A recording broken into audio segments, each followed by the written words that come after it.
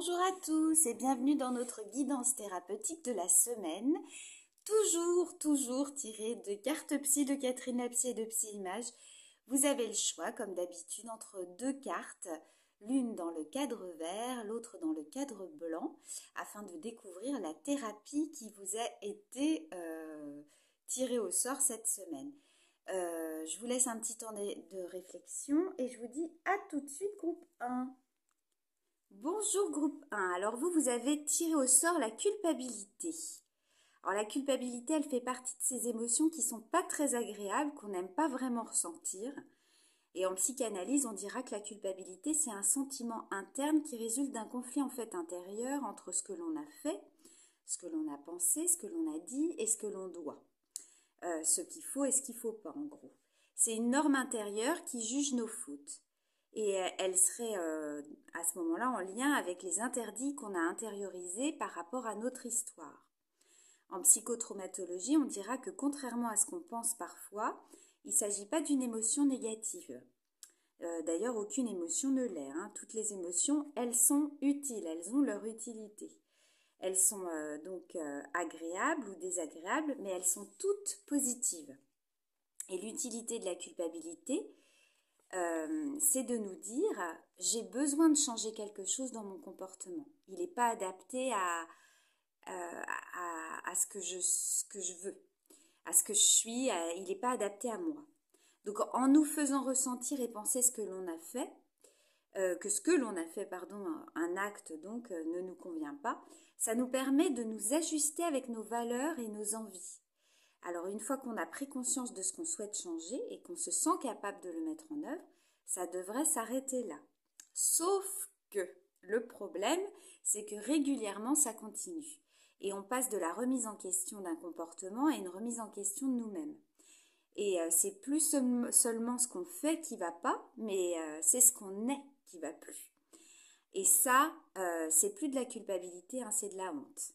Et on attaque notre valeur personnelle, notre estime de soi, on se juge d'être quelqu'un de mauvais. Et dans ces cas-là, ça ne va pas du tout.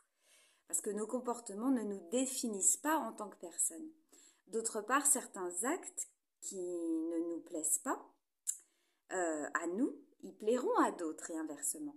Donc la culpabilité, elle peut venir de notre héritage familial, elle peut nous en apprendre aussi sur notre famille, elle peut venir des idéaux personnels, donc dans ces cas-là, elle va nous apprendre sur nos valeurs. Elle peut venir des exigences sociétales. Dans ces cas-là, elle va nous apprendre notre rapport à notre milieu culturel. Ça peut être aussi une protection pour ne pas se sentir impuissant ou impuissante face à une situation ou un événement. Et dans ces cas-là, elle nous apprend sur notre mode de fonctionnement. Donc se sentir coupable, c'est aussi une manière de se donner une responsabilité quand on a l'impression de ne pas avoir de contrôle. Et la culpabilité, elle peut faire suite à un sentiment d'impuissance. Donc groupe 1, vos questions. Que cache votre culpabilité? Qu'est-ce qu'elle exprime dans cette situation particulièrement? Et quand vous ressentez de la culpabilité, quels sont les faits ou les comportements que vous souhaiteriez modifier pour vous sentir moins coupable? Quelle est la valeur que cela vous permettra de respecter? Et dernière question, que pourriez-vous faire à la place la prochaine fois?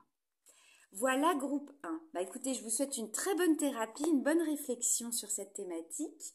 Vaste thématique, la culpabilité, tout le monde la ressent à un moment donné. Donc, surtout, je vous souhaite une très belle semaine. Au revoir. Bonjour groupe 2. Alors vous êtes tombé sur la sublimation. Alors la sublimation, on rencontre sans cesse des problèmes dans la vie. Des grands, des petits, des gros, des insolubles, des faciles à résoudre.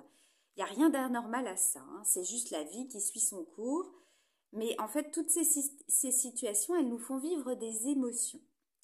Donc plus ou moins intenses, plus ou moins supportables et dont parfois on ne sait pas quoi faire. Donc elles sont enfermées en nous et ces émotions, elles se transforment souvent en sensations corporelles. Et si on n'en fait rien, elles peuvent s'inviter durablement à l'intérieur de nous. Alors peut-être qu'on peut utiliser ces émotions et ces sensations pour faire de grandes choses. Donc il faut simplement savoir lesquelles et trouver lesquelles surtout. En psychanalyse, ça s'appelle la sublimation. C'est un mécanisme qui est merveilleux, qui consiste à transformer des éléments inacceptables en éléments acceptables, et même socialement valorisés. Donc en fait, c'est un peu comme un recyclage optimal, et c'est un mécanisme de défense-protection qui permet à l'esprit de composer autrement avec l'énergie qui l'agite et qui le malmène parfois. En physique, la sublimation, c'est le fait de passer d'un état solide à un état liquide. Donc c'est une transformation de l'état de la matière. Alors, groupe 2, c'est vraiment une très belle thématique sur laquelle vous êtes tombé. Est-ce qu'il y a des choses que vous trouvez inacceptables en vous et que vous aimeriez justement transformer? Et si c'est le cas, de quelle manière? Avec de l'art, comme écrire, dessiner, danser, chanter, composer, créer, avec du sport, avec une méditation, avec une transmission de connaissances. La sublimation, elle peut vous mettre dans un état qu'on appelle parfois le flow. Alors, le flow, c'est un état mental dans lequel on est totalement imprégné par ce que l'on fait et qui nous transporte complètement. Est-ce que vous avez déjà vécu ça? Voilà, groupe 2. Écoutez, je vous souhaite une très belle thérapie, un bon questionnement, parce que c'est une très belle thématique sur laquelle vous êtes tombé. J'espère qu'elle vous inspirera. Et je vous dis à la semaine prochaine et surtout, je vous souhaite une très belle semaine. Au revoir.